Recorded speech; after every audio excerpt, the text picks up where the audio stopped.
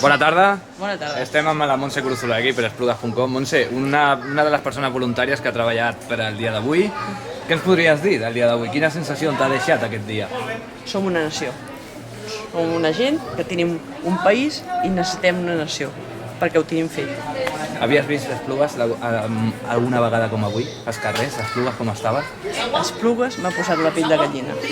Estimo Esplugues, però avui ha sigut una il·lusió veure que tantes persones vivim el mateix sentiment i que tots units, en molt bon rotllo, com dirien ara, en un tarannà participatiu, alegre, festiu, de germanor, fabulós. Cap incident, tot normal? Ni un.